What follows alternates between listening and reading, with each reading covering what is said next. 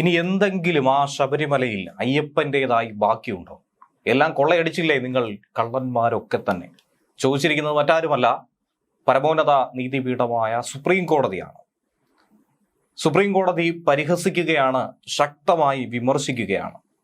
ഈ കാര്യങ്ങളൊക്കെ തന്നെ കണ്ടിട്ട് എന്താണ് ഇതിനപ്പുറത്തേക്ക് ചോദിക്കേണ്ടത്?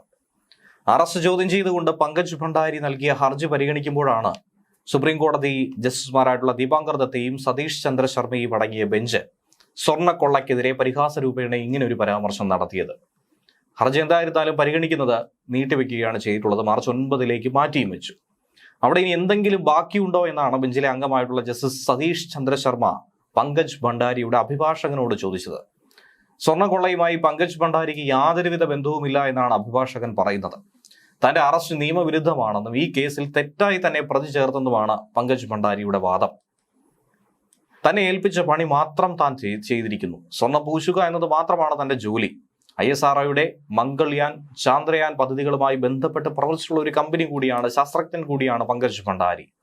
കേരള ഹൈക്കോടതിയുടെ മേൽനോട്ടത്തിൽ തയ്യിൽ മഹാദേവ ക്ഷേത്രം ഉൾപ്പെടെ നിരവധി ക്ഷേത്രങ്ങളിൽ താൻ പ്രവർത്തിച്ച ഒരു വ്യക്തി കൂടിയാണെന്നും അഭിഭാഷകൻ മുഖേന പങ്കജ് ഭണ്ഡാരി കോടതിയെ അറിയിച്ചിരിക്കുകയാണ്.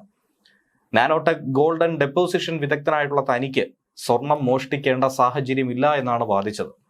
എന്തായിരുന്നാലും വെള്ളിയാഴ്ച കേസ് പരിഗണിക്കാമെന്ന പങ്കജ് ഭണ്ഡാരിയുടെ ആവശ്യം ഹോളി അവധിക്ക് ശേഷം മാത്രമേ പരിഗണിക്കൂ എന്ന് സുപ്രീം കോടതി പറയുകയും ചെയ്തു.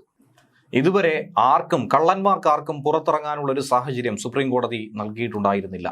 ആകെ എടുത്തു പറയേണ്ടത്, ആരോഗ്യസ്ഥിതി പരിഗണിച്ച് മുൻ ദേവസ്വം സെക്രട്ടറി S. ജയശ്രീക്ക് മാത്രമാണ് കോടതി മുൻകൂർ ജാമ്യം അനുവദിച്ചത്. സ്വർണ്ണക്കൊള്ള കേസിൽ പ്രതികളായിട്ടുള്ളവർക്ക് ഇളവ് നൽകുന്ന കാര്യത്തിൽ അങ്ങനെ കർശന നിലപാടാണ് ഇതുവരെ കോടതി സ്വീകരിച്ചു പോന്നത്. നേരത്തെയും സുപ്രീം കോടതി സ്വർണ്ണക്കൊള്ളയിൽ സമാനമായി പല രീതിയിലുള്ള വിമർശനങ്ങൾ നടത്തിയിരുന്നു. ദൈവത്തെ പോലും നിങ്ങൾ കൊള്ളയടിച്ചില്ലേ എന്നായിരുന്നു സുപ്രീം കോടതി ചോദിച്ചത്. സ്വർണ്ണക്കൊള്ളയിൽ അറസ്റ്റിലായി ജയിലിൽ കഴിയുന്ന സാഹചര്യത്തിൽ തന്ത്രി കണ്ഠരര് രാജീവർക്ക് കഴിഞ്ഞ ദിവസം കീഴ്ക്കോടതി ജാമ്യം അനുവദിച്ചത് നമുക്കറിയാം.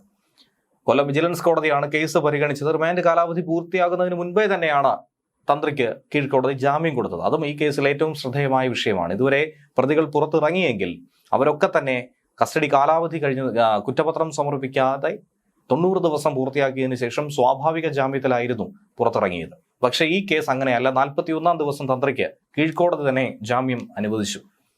പ്രതി കേസിൽ സ്വാധീനം ചെലുത്തുമെന്നും തെളിവ് നശിപ്പിക്കാൻ സാധ്യതയുണ്ടെന്നും ഒക്കെ തന്നെ പ്രോസിക്യൂഷൻ പറഞ്ഞെങ്കിലും പ്രതിക്കെതിരെ ഇതുവരെയും ഒരു തെളിവ് പോലും കണ്ടെത്താൻ കഴിഞ്ഞിട്ടില്ല എന്നുള്ള വിമർശനം തന്നെയാണ് പ്രധാനമായിട്ടുള്ളത്.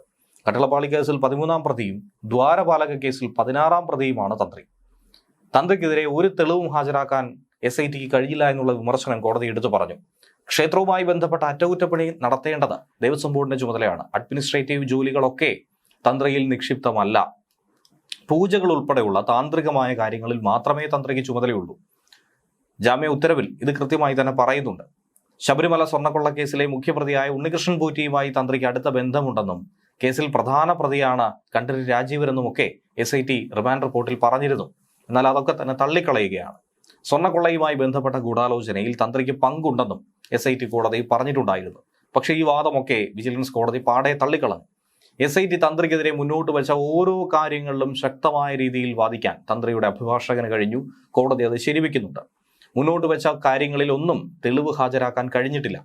ശബരിമല ക്ഷേത്രത്തെ സംബന്ധിച്ചിടത്തോളം മുഖ്യ പൂജാരിയാണ് തന്ത്രി എന്ന് പറയുന്നത്. അയ്യപ്പന്റെ പിതൃസ്ഥാനീയൻ മുഖ്യ പൂജാരിക്ക് ഗൂഢാലോചനയിൽ പങ്കുണ്ടെന്ന് എങ്ങനെ തെളിയിക്കാൻ കഴിയും? ഈ ചോദ്യമാണ് കോടതി മുന്നോട്ടെടുത്തത്. 27/2019 18/5/2019 മഹസറുകളിൽ തന്ത്രി ഒപ്പിട്ടിട്ടില്ല. ഇത് തന്നെ ഗൂഢാലോചനയിൽ തന്ത്രിക്ക് പങ്കുണ്ടെന്ന വാദത്തെ പോലും ദുർബലപ്പെടുത്തി. ഇത്തരത്തിലുള്ള വിഷയങ്ങൾ കോടതി എടുത്തു കാട്ടുകയും ചെയ്തു. ശബരിമലയിൽ നിന്നും സ്വർണം പൂശാനെന്ന വ്യാജേന കൊണ്ടുപോയ ദ്വാരപാലക ശില്പങ്ങളിൽ നിന്നും വേർതിരിച്ചെടുത്ത് സ്വർണം തട്ടിയത് പങ്കജ് ഭണ്ഡാരി ആയിരുന്നു.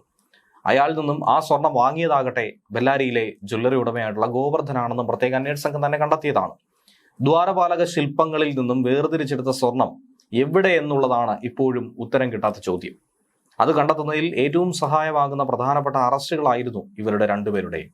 അതുകൊണ്ട് തന്നെയാണ് ഇവരെ പുറത്ത് വിടരുതെന്ന് ശക്തമായി തന്നെ SIT വാദിക്കുന്നത്.